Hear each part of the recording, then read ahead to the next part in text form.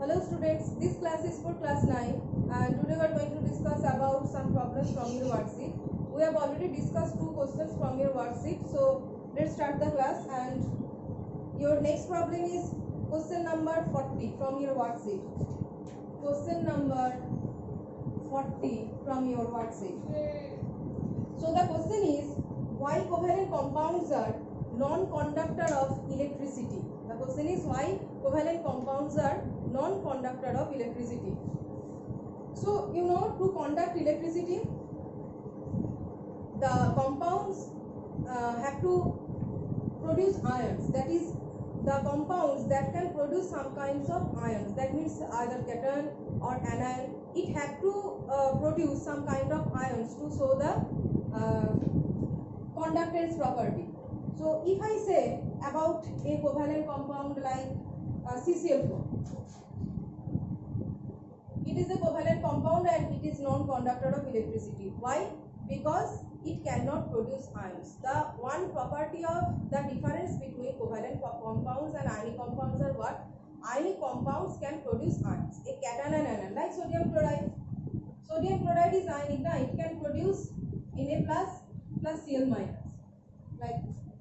But if I say about methane, methane is a covalent compound and it cannot produce this type of ions. So as covalent compounds are unable to produce some ions, they are also unable to conduct electricity. To conduct electricity, compounds must have the ability to produce some ions like this. And this kind of ions can only be produced by ionic compounds, not covalent compounds. So that's why covalent compounds are non-conductor of electricity, as they are unable to produce ions. So what can we write here?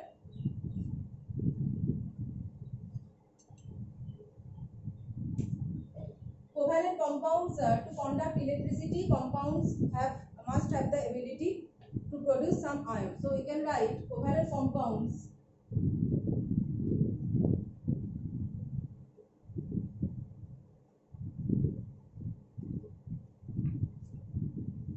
cannot undergo ionization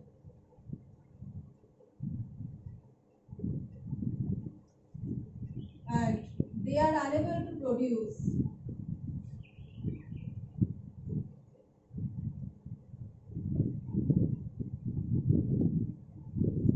ions.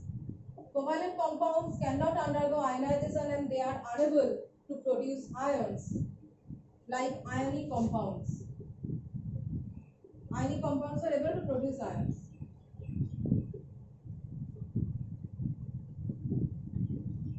So conductance is showed. Why conductance is showed? Conductance is showed due to the presence of free ions. So we can write conductance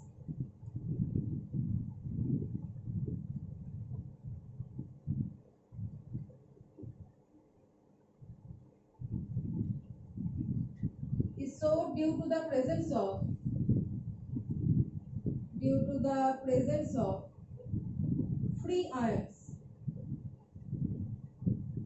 Conductance is showed due to the presence of free ions, as covalent compounds, or you can just say due to the presence of ions, as covalent compounds are unable to produce ions,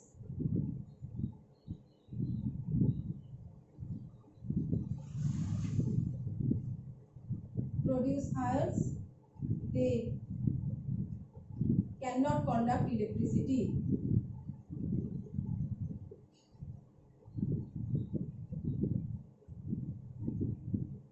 So this is the whole answer. Covalent compounds cannot undergo ionization, they are unable to produce ions like ionic compounds. Conductance is shown due to the presence of ions, as covalent compounds are unable to produce ions, they cannot conduct electricity.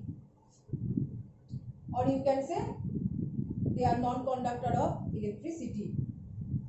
So next question is, Explain that the formation of magnesium chloride is a redox reaction. Your question number 43. Question number 43. Explain that the formation of magnesium chloride is a redox reaction. Now, first query is what is redox reaction? 43. Redox reactions are that where oxidation and reduction process takes place simultaneously. Where oxidation in a reaction where oxidation and reduction both occur one at a time or simultaneously, that reaction is a redox reaction. So, what is redox reaction? For redox reaction, we can say oxidation and reduction reaction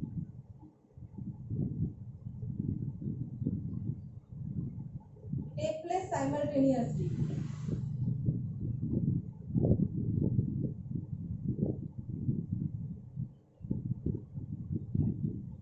So you know during the formation of a magnesium chloride is an ionic compound.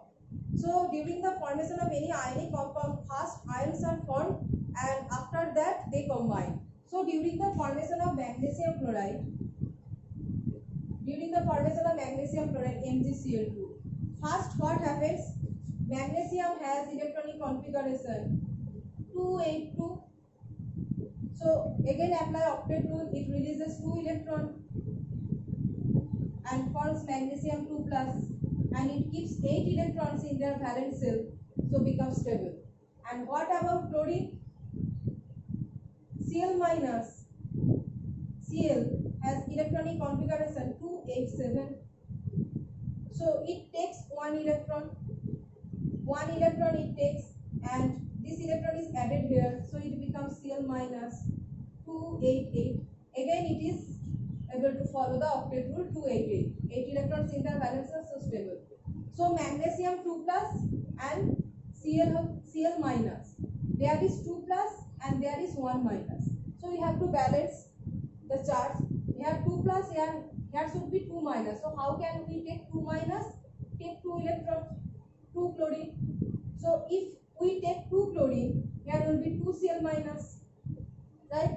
So it combines like magnesium 2 plus 2 Cl minus.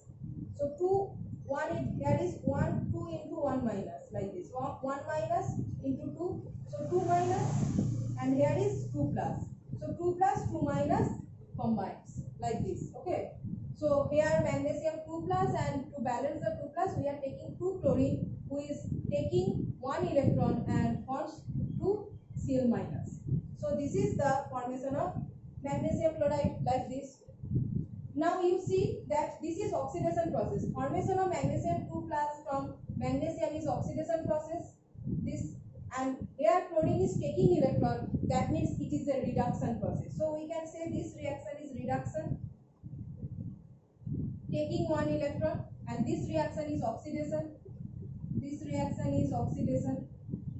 So during the formation of magnesium chloride, both oxidation and reduction occurring one at a time, that is simultaneously. That's why we can say that formation of magnesium chloride is actually a redox reaction, because at first magnesium is oxidized to magnesium plus 2, then Cl is reduced to Cl minus by taking 1 electron, and then these two ions, magnesium 2 plus and 2 Cl minus, combine to form magnesium chloride. So before formation of magnesium chloride, actually ions are formed. One is cation and one is anion. So cation formation is oxidation, anion formation is reduction. So both are occurring in a reaction, and that's why it is a redox reaction. Okay. So we have discussed another 2 questions in this video, and the rest 3 questions I'll discuss in the next video. Okay.